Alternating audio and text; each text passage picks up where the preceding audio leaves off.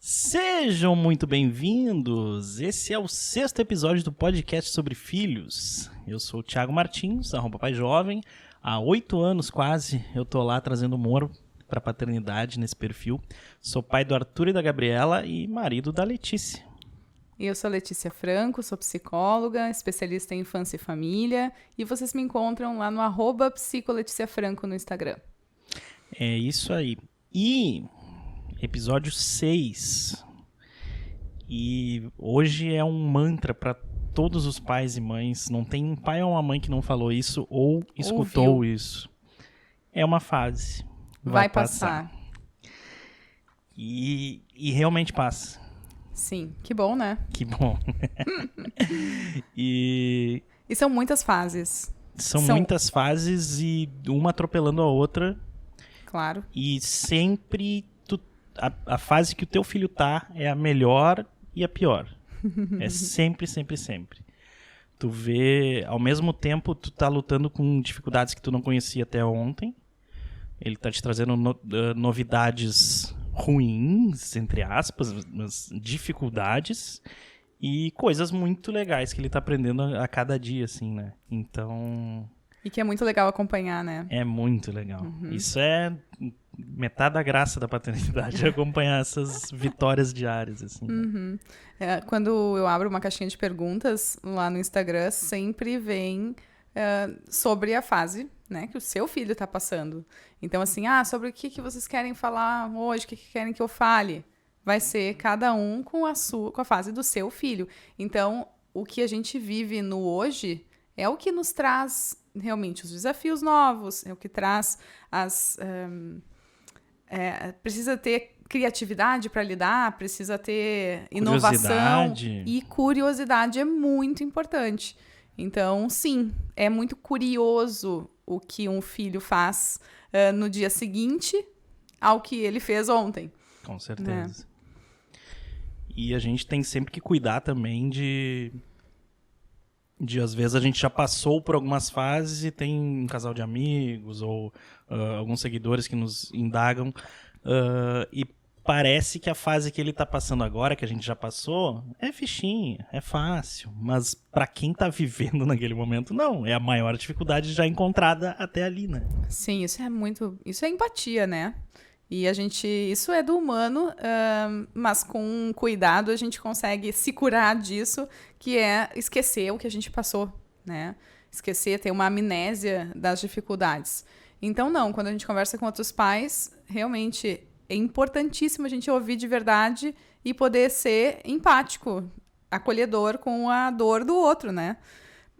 Porque para nós só ficou fácil porque já passou. Exatamente. A gente já aprendeu como lidar com aquilo e realmente, quando passa é porque a gente dominou, né? E a criança também, né? Os desafios que ela mesmo se propõe em cada fase dificultam a nossa vida e a vida dela, né? Ao mesmo tempo. E a gente tem que saber lidar com isso também, né? Sim. E eu gosto de falar sobre gostar de crescer, apreciar crescer. Né? Uma das questões mais recorrentes assim, de ansiedade, por exemplo, é tu ter dificuldade de crescer. Né? Dificuldade de mudar, porque o crescimento é mudança. Total. Né? E agora, por exemplo, a gente aprende, então, sim, passando por uma fase ou outra, e mesmo assim, com cada filho é diferente, né? Muito. Então, a gente ter esse cuidado também de valorizar a individualidade, a singularidade de cada família, de cada criança, de cada casal, e por aí vai. Né? E a nossa própria, entendendo, por exemplo, que eu sou mãe hoje diferente do que eu era mãe antes, isso tudo tem relação com esse... como é que eu vou dizer? Com uma curiosidade e com o intuito de fazer sempre melhor. Sim. Não, é muito difícil fugir da ideia de, por exemplo, tem um segundo filho, de tu tentar fazer do mesmo jeito. o que tu fez com o primeiro. Mas acho que realmente cabe o discernimento, o afastar assim, a visão do que está acontecendo, para tu ver que nem sempre não, quase nunca, né?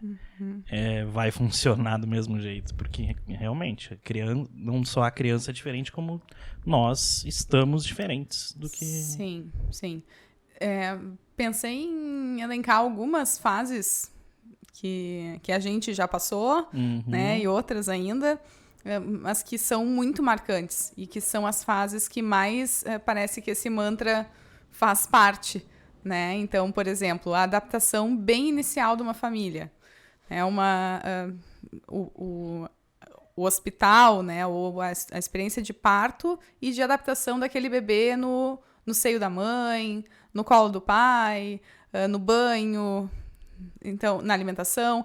Ali é uma primeira fase importantíssima e que em um dia acontece muita coisa, de um dia para o outro. Então, o primeiro dia em casa, o primeiro vômito grandão, primeira fralda que escapa tudo, né, e suja tudo, são coisas que a gente fica assim, ó, tá, mas... Porque daí elas se repetem, né? Essa é uma das questões do bebê. Se repete, se repete, se repete. Então, vai mamar, vai fazer cocô, vai dormir. E vai mamar, vai fazer cocô e vai dormir, né? A gente fala um pouco disso no episódio sobre bebês. E nesse momento aí, a gente só pensa, será que eu vou viver para sempre assim? E aí, essa é a primeira fase. Então, quase que a gente se dá conta disso e depois, várias vezes, volta, né? Essa coisa assim, será que isso nunca vai passar? Será que eu nunca mais vou dormir uma noite inteira? Será que eu nunca vou conseguir fazer ele tirar as fraldas? Será que ele nunca vai largar a mamadeira? Será que ele nunca vai largar o bico? Né? E a gente fica bastante ansioso, então, tentando acreditar que vai passar. Sim. Que a gente sempre acredita que vai, mas parece que não vai, né? Enquanto o processo está rolando, assim. E realmente, eu acho que dessa coisa de fases, a adaptação, que nem tu falou, do bebezinho, da nova família que se constitui ali, eu acho que é um choque tão grande que nos prepara para tudo que está vindo, assim, né? Pode ser entendido assim. E o desenvolvimento da mulher como mãe, o que está acontecendo dentro da mulher, é muito intenso também. E o bebê crescendo muito, né? As capacidades do bebê se apresentando a cada dia. E aí a gente tem uma ideia também de uma velocidade enorme, porque com 1 ano, o bebê é muito diferente, né, de um bebê com dias, com 1 mês, com 2 meses, com 3 meses. Cada fasezinha é uma. Então, 1 ano ele é vivido muito intensamente, né? Justamente por essas mudanças rápidas. Sim, que sempre se fala de licença maternidade, paternidade e tal, que deveria ser... O primeiro ano realmente absurdo, assim, o que a criança evolui, o que ela demanda e o que a gente deveria doar para ela, assim, né? Isso mesmo. Se fala na Europa, por exemplo, países com uma qualidade aí importante de licença maternidade, eles vão falar dos primeiros 1000 dias da criança como os importantes, né? Então, são 3 anos, os mais importantes. E vamos pensar, né, que nos primeiros 3 anos acontece muita coisa. Nossa. Então, uma criança completamente dependente, depois uma criança que vai se independizando aos pouquinhos e vai tirando fralda e vai desmamando, né, antes disso caminhou, daí vai falar, aí sim vai começar a ficar mais pronta para encarar o mundo e se separar da mãe no final ali, nos 3 anos. Tudo isso é um processo muito importante, muito grande. Sim, não, óbvio que ela tem muito mais ainda a evoluir e se desenvolver, mas realmente, tipo, do 0 aos 3 anos é quando se forma o humaninho ali, né? A partir dali ele já consegue se virar, praticamente.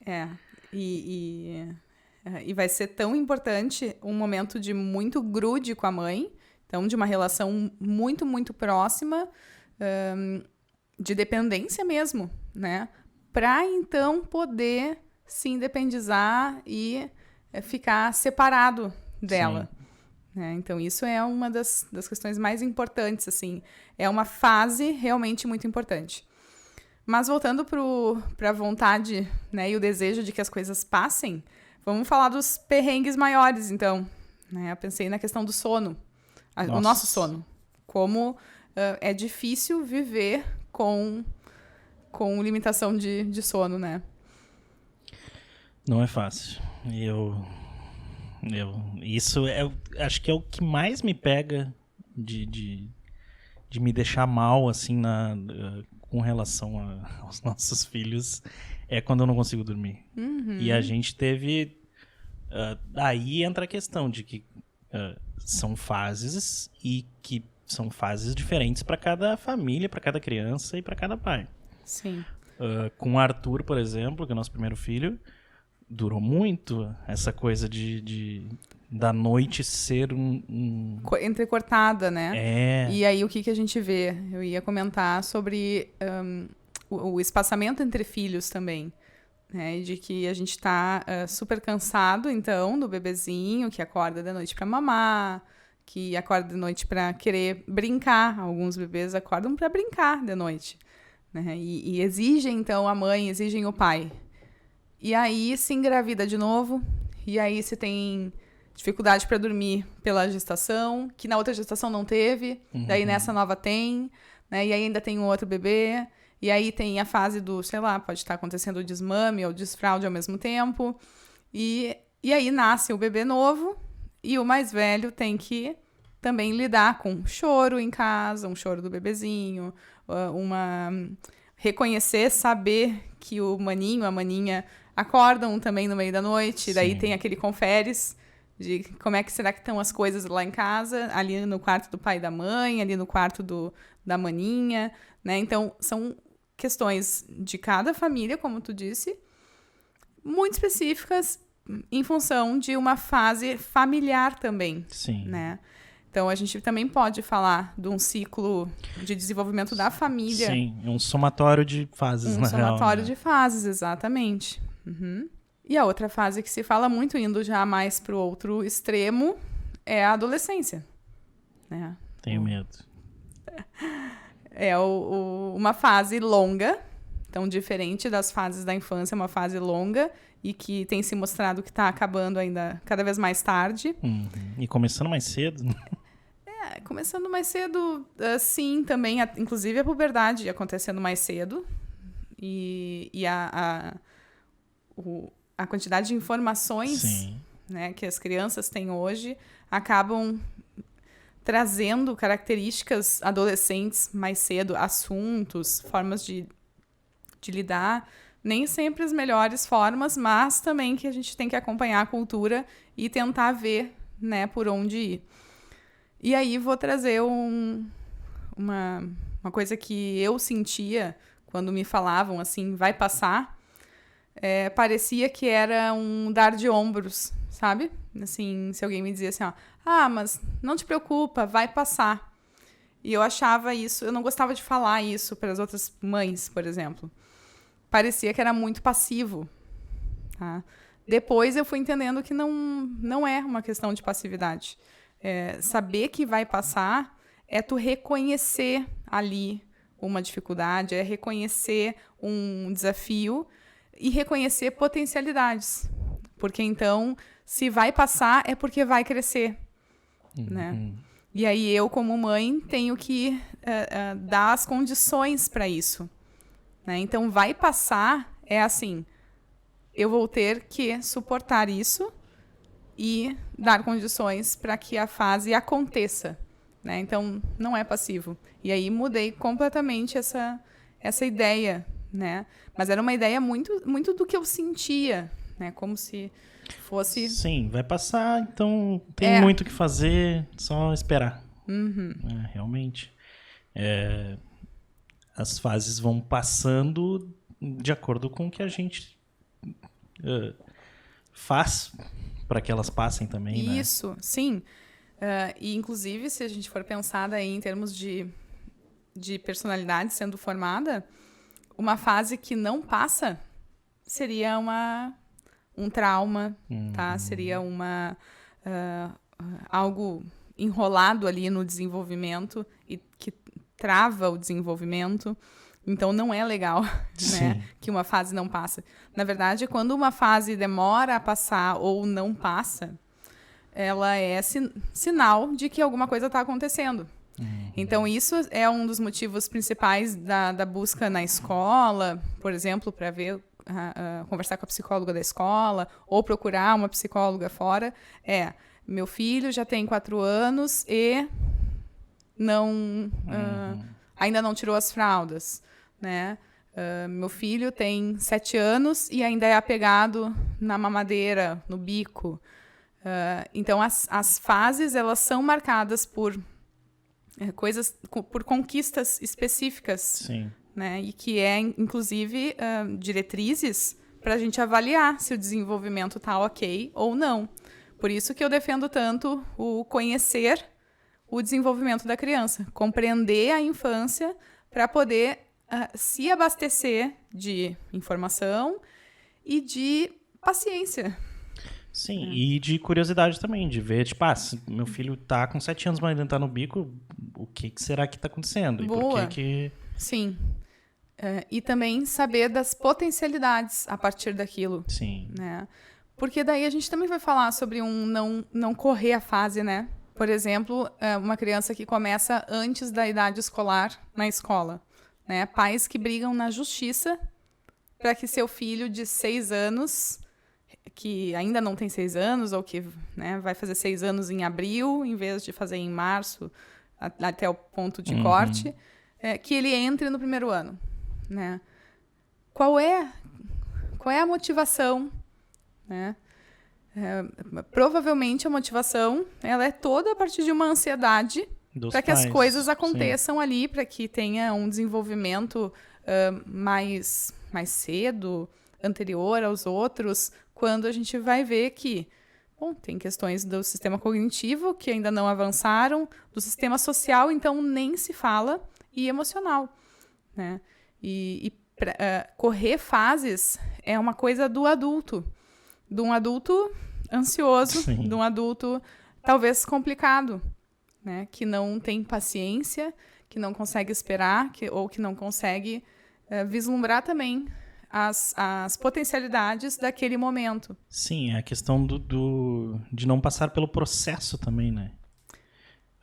Tipo, sei lá, desfraude, né? Se tu tenta apressar uma fase tão importante assim, geralmente ela tem um retrocesso, né?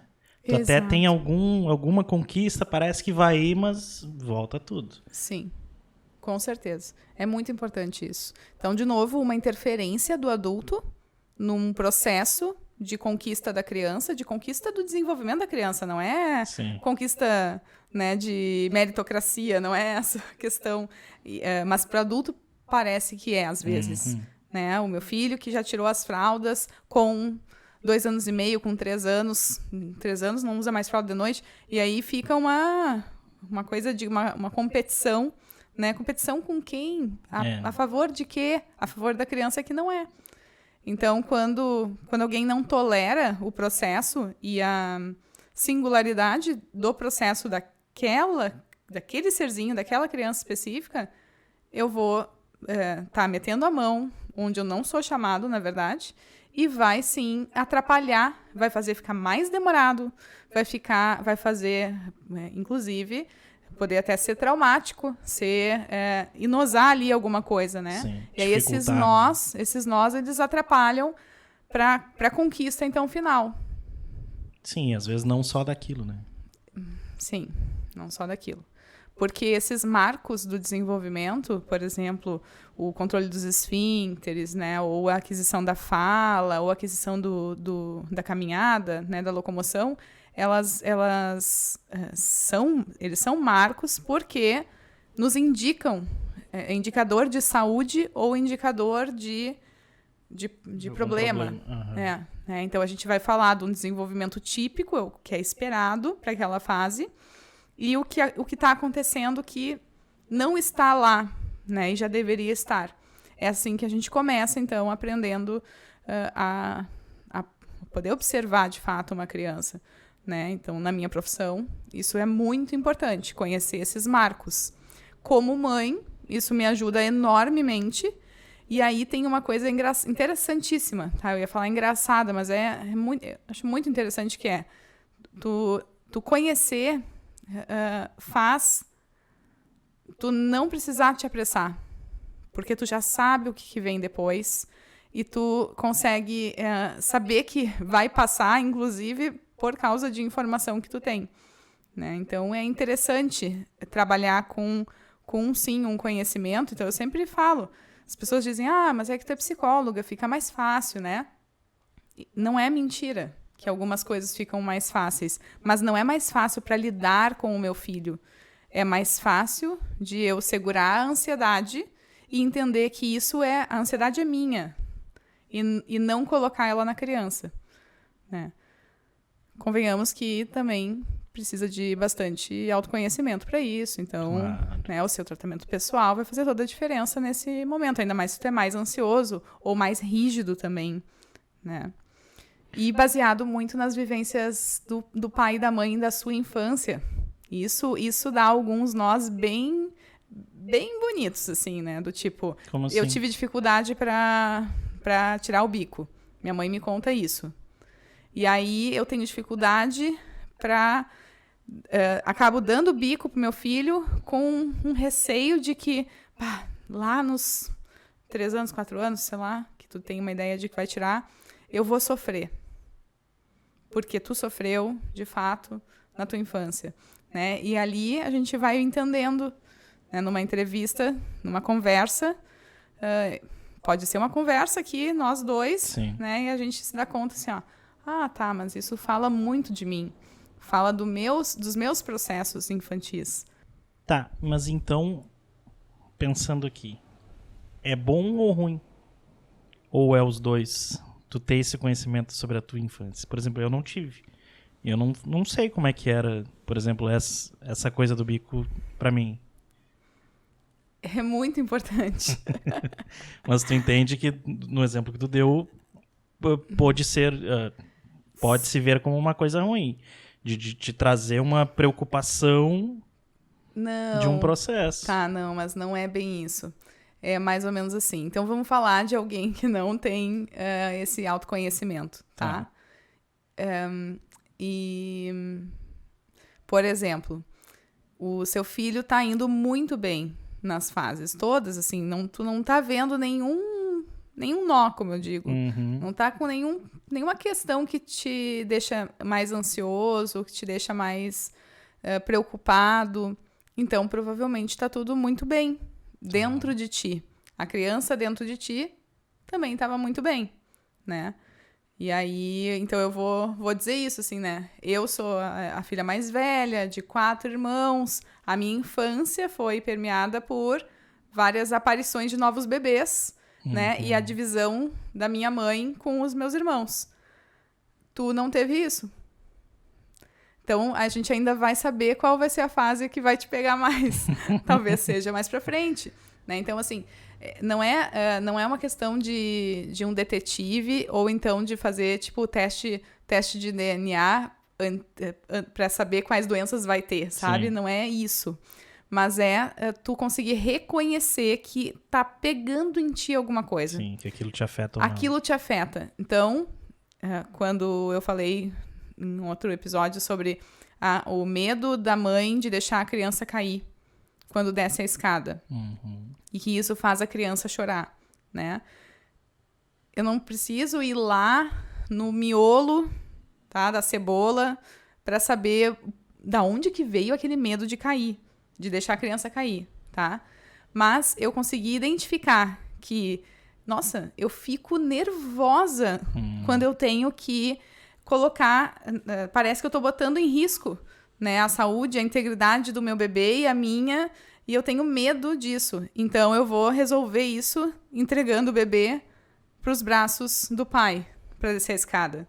Então é um reconhecimento, é um stop na emoção forte que Sim. vem, né, e que atrapalha alguma andança de fase. Então, por exemplo, a parte do desfraude, para algumas pessoas, é a pior parte, né?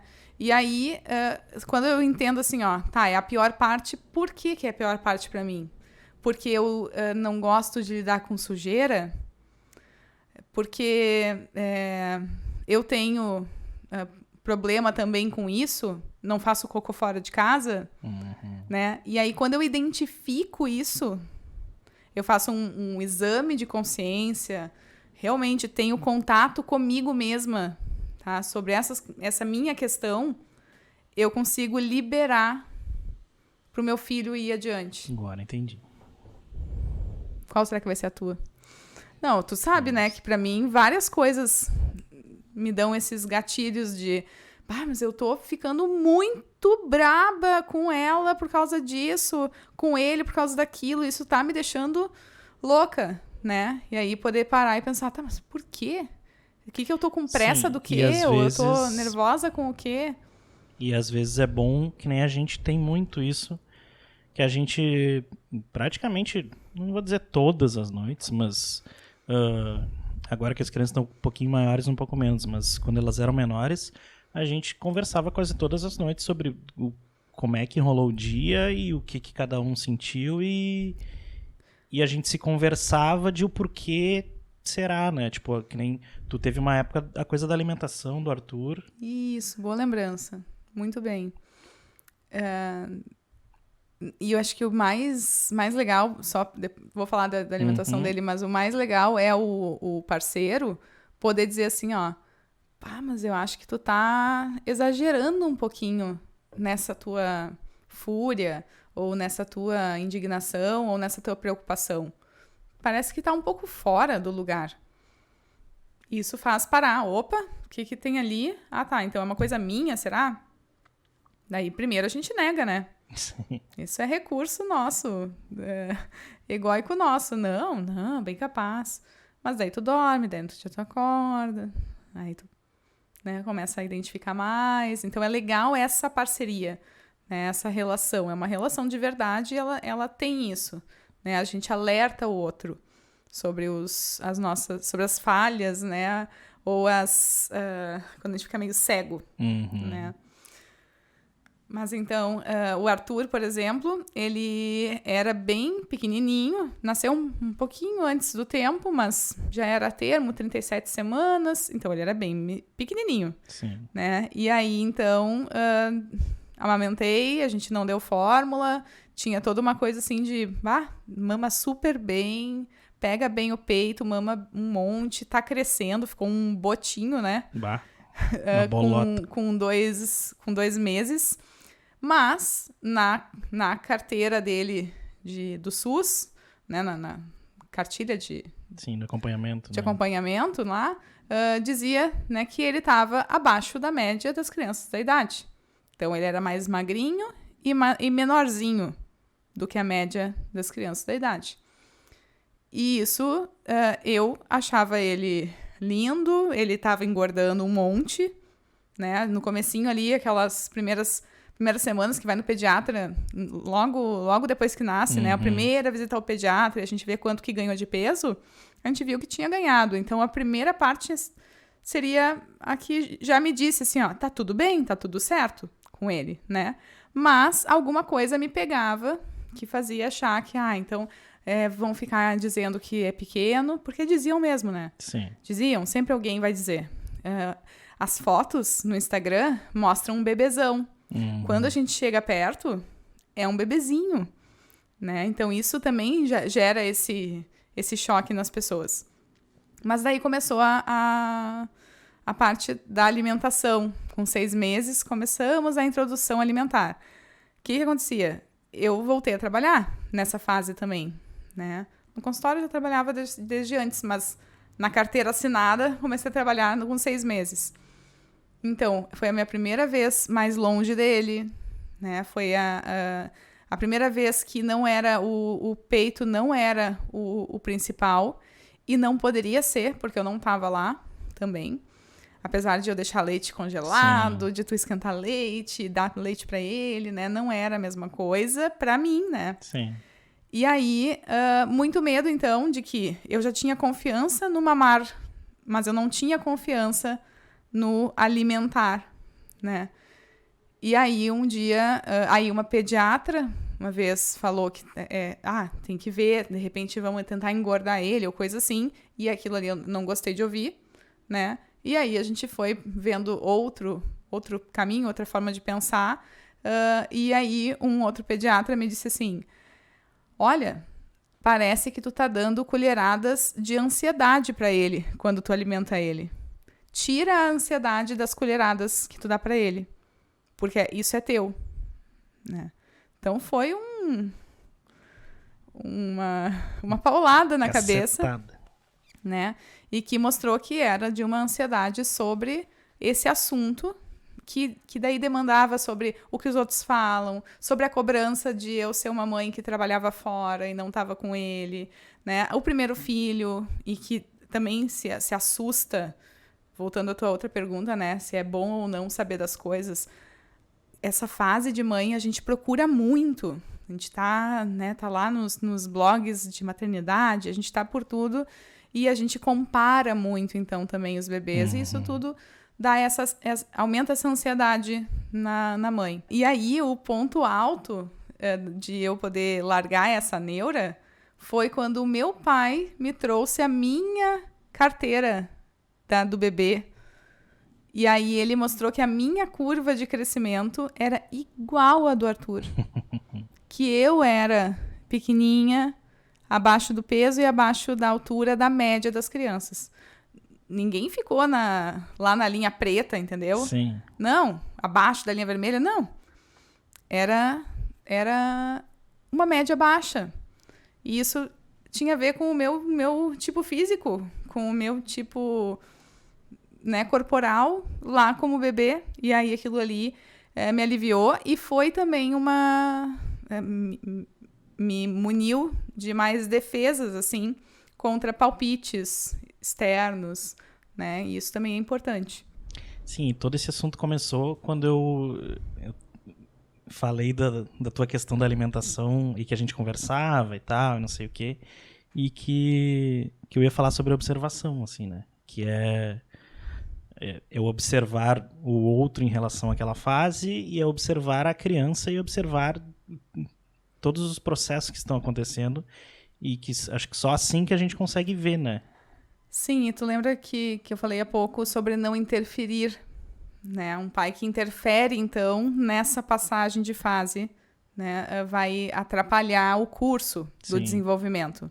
Então, imagina só, uma mãe, um pai, né? Eu falo pai, às vezes, como pai e mãe, né? E às vezes eu falo mãe como pai também. Mas, então, esse adulto cuidador da criança, ele vai... se ele para e observa essa criança sem interferir, ele apreende muito sobre o que está acontecendo com ela, dentro dela, né? E aí a gente vai falar, por exemplo, de um bebê que não fala, que não se comunica ainda bem, mas que já nos comunica tanto. Sim. Né? E na real, não é nada fácil, né? Tipo, eu vejo essa coisa de observar e de não interferir no brincar com eles, por exemplo. É difícil deixar rolar. É um desafio, né? Mas é o protótipo do que a gente, então, vai... da nossa garantia para um desenvolvimento natural aí, que vai rolar, né? Se a gente não interferir. O interferir aqui não tem nada a ver com, por exemplo, estimular, tá? Não é a mesma coisa. Interferir é botar alguma coisa nossa na criança, né? Dizer assim, ó, não, eu gosto mais quando a brincadeira é assim. Assim tu tá fazendo errado, não é assim que se brinca. O carrinho tem que ficar um atrás do outro e daí ir pra lavagem. Primeiro tem que ir na água, depois... Tá. Quem é que tá, então, fazendo ali, brincando... Né? E pior, tu nem tá brincando, tá só controlando o negócio. Então, se propor a observar sem interferir, pode ser, então, tem duas coisas. Eu indico para vários pais esse exercício de observar a criança. 15 minutos. Né? E sem interferir. Então, estar presente de verdade junto, né? E ver a criança brincar. Inclusive, às vezes, a criança vai convidar, então, os pais a brincar, né? Ou, às vezes, não. Se ela não tiver experiência com pais que brincam, ela nem convida. É bem... para nós, isso é bastante estranho, né? Mas tem famílias assim. Mas a gente pode também estimular, mas, de novo, não no sentido de colocar coisas nossas na criança, né? Não exigir que ela já saiba algo que nem é da fase dela, né? Então, tem umas máximas, assim, as coisas que a gente mais dá risada é quando a gente vai tentar, às vezes, ensinar uma coisa mais robusta, né? E a nossa criança pequena ali vai mandar a gente longe, vai dizer... Eu me lembro de coisas da minha infância, assim, né? De eu dizendo, por que balança as árvores quando a gente passa de carro? Meu pai deu uma explicação, que o ar é o vento... Não, desculpa, o vento é o ar em movimento, e que, então, passa com velocidade, e daí a inércia, sei lá, a aceleração, né? E eu disse assim, não, acho que é porque a gente passou e a planta passou para trás e é isso, né? E aí ele riu e disse, é isso, né? E aí a gente tem uma linda aprendizagem que também, claro que os teóricos da psicologia nos auxiliam quando eles escreveram também sobre isso, que é tu querer ouvir o que a criança tem para te dizer, né? Então, tu poder devolver a pergunta, dizer, né, o que tu acha sobre isso. E essa é uma das maiores dicas de quando a criança faz uma pergunta que não é também para a fase dela. Né? Então, assim, meu filho de 7 anos perguntou o que é sexo. E aí a gente poder, assim, o que tu fez daí? Como é que tu fez? Como é que tu saiu dessa? Né? A gente pergunta. Sim. E aí a pessoa diz assim, eu enrolei e tal, mas o melhor é o que tu já sabe sobre isso, o que tu acha que é, né? E aí a criança vai falar uma coisa bem simplória que para ela é o bastante. Sim, para aquele momento aquilo ali vai resolver. Para aquele momento, né? Vai resolver, porque é o assunto, é o que está dentro dela ali. Sim, né? Ela já tem a resposta. Ela quer saber, né? Ela tem a resposta dela. Uhum. E em algumas idades, a resposta dela, ela é soberana a qualquer resposta científica que a gente vai dar. Porque a resposta lá científica, ela é a do adulto, de um pensamento formal. Então, isso é muito interessante. Coisas bem simples que acontecem no pensamento da criança, que é de... Eu quero sair na rua. Não, mas tá chovendo, meu filho. Né? E aí, depois, a criança volta assim, parou de chover, mãe, parou de chover. Vamos sair na rua. A gente olha, continua chovendo. Mas ele botou na cabeça dele, parou de chover, era o que ele queria, era o desejo dele. E ele fala essas coisas para nós. E aí a gente consegue observar isso e tentar entender que, olha como o pensamento dele é poderoso dentro da cabecinha dele. Sim. Né? E aí isso faz a gente também compreender ali um pouco do que acontece. Eu não acho que o caminho seja a gente analisar de fato, né? Analisar o seu filho, ou então fazer um checklist das fases, ter um teste em casa. Existem testes disso. Tá? Em hospitais, eles vão fazer esses testes com bebês. De será que já caminha ou não caminha, com que idade, senta sozinho, não senta, e vai indo assim. Não é disso que a gente fala. A gente está falando aqui de observar para aprender sobre o nosso bebê que cresce, né? E a singularidade dele. Daí, por exemplo, poder descobrir que essa fase agora que está vindo tem um desafio a mais, porque tem uma implicação em algo da fase anterior, por exemplo. Ou então algo que aconteceu na família, uma perda. Né? Então, passar por um luto e valorizar a passagem do luto e de como isso, por exemplo, vai interferir na nova fase que ele está. Né? E aí informar a escola, e aí ter mais paciência, talvez. E aí ter que conversar melhor sobre o assunto. E por aí vai. Sim, acho que eu sempre tento dar uma resumidinha no final de cada episódio, e eu acho que seria compreender, né? É observar e ter o conhecimento, que nem tu fala, de cada fase, do que se esperar e tal. e compreender a mistura dessas duas coisas, assim, né? De o que está acontecendo com a criança e o que aí se espera mais ou menos daquela fase e ver o que se pode fazer e o que não se deve fazer. Sim, e aí olha, né, como é ativo esse processo para nós pais. Não é só deixar passar, né? Mas é que nem quando a gente vê uma planta crescendo. E aí tu tem que botar água, tu tem que deixar no sol, mas não tanto no sol. Então é um processo e tu não enxerga de fato, né, desabrochando. Mas no dia seguinte, quando tu vê, desabrochou. Né? Então foi a tua ação que fez também desabrochar. Sim. Né? Então tu é muito importante nesse processo. Então tá, meus amigos, vai passar. Tudo passa. Tudo passa. Chegamos ao fim de mais um podcast sobre filhos. Gostei bastante dessa nossa conversa. Foi legal. E continue nos mandando dúvidas, sugestões, relatos, tudo no @paijovem, no @psicoleticia_franco, no nosso e-mail, podcastsobrefilhos@gmail.com. E até a próxima. E curte lá no canal. Muito importante. Se inscreve, pelo amor de Deus. Compartilha com o pai, com a mãe. E curte, que isso ajuda bastante a gente. Valeu.